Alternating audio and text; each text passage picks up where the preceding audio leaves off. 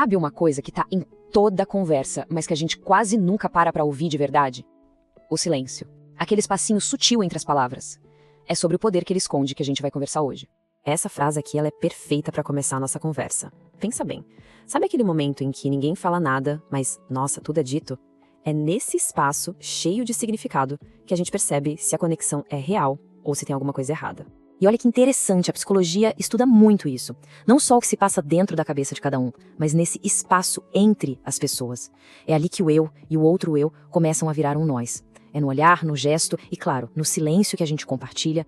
É aí que os sentimentos tomam forma e os relacionamentos, de verdade, nascem. Bom, vamos começar a organizar as ideias, então. O silêncio não é só falta de som, ele é um elemento fundamental. Ele pode ser um abraço ou pode machucar, sabe? Tudo depende do que ele carrega, se é presença ou se é rejeição. E isso nos leva direto para o ponto principal. Nem todo silêncio tem o mesmo peso ou a mesma intenção. Existem basicamente dois tipos bem diferentes de silêncio que moldam totalmente as nossas relações. Vamos ver como isso funciona. E essa diferença é crucial, porque dependendo de como a gente usa e interpreta o silêncio, a gente pode construir pontes ou levantar muros invisíveis que separam a gente das outras pessoas. Olha só que interessante essa diferença. De um lado, o silêncio conexão. Sabe aquele silêncio confortável? Tipo numa viagem de carro, a música tocando, e ninguém precisa falar nada para se sentir bem? É pura sintonia. Ele diz, tô aqui com você. Agora do outro lado, o silêncio ruptura. Esse é o oposto. Ele não é compartilhado, ele é imposto. É uma retirada, um vazio que grita, pra mim, você não existe. E esse silêncio ruptura tem até nome técnico, stonewalling. É literalmente como construir um muro de pedra.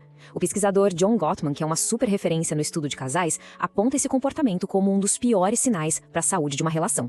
É um silêncio usado como arma, sabe? Para fugir ou para punir.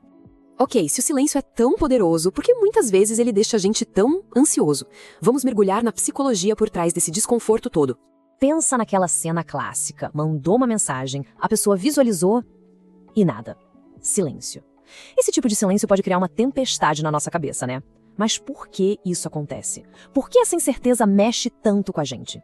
A resposta tá aqui, ó. O nosso cérebro simplesmente detesta vácuo. Ele tem pavor de um espaço em branco. Ele é uma máquina de contar histórias. E quando encontra um silêncio sem explicação, o que ele faz? Corre para preencher esse buraco com a primeira história que encontrar. E aí que tá o problema. Quase sempre, a história que a gente inventa é a pior possível.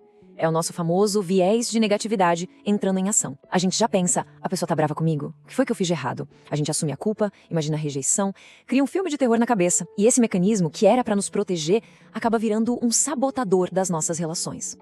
Ok, já entendemos o problema. Agora a parte boa. E a solução?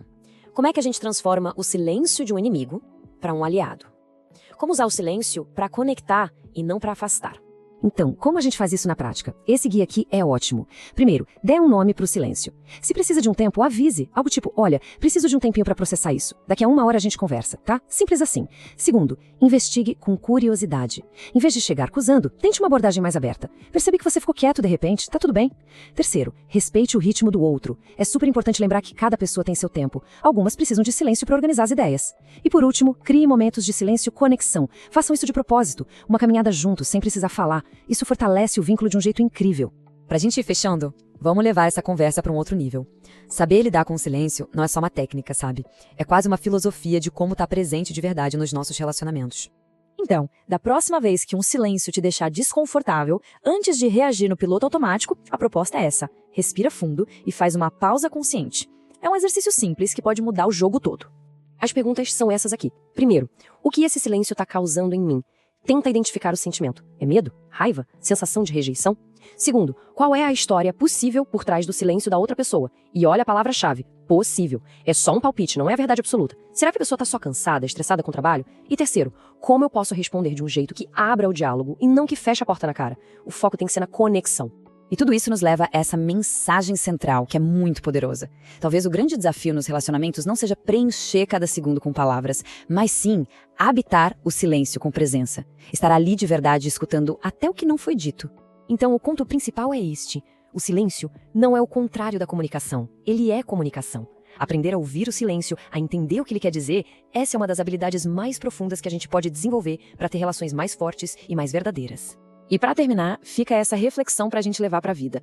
Pense nos silêncios que a gente pratica, aqueles que oferecemos e aqueles que recebemos. Eles são um espaço para respirar junto ou uma arma que fere? A resposta pode revelar muito sobre a qualidade das nossas conexões.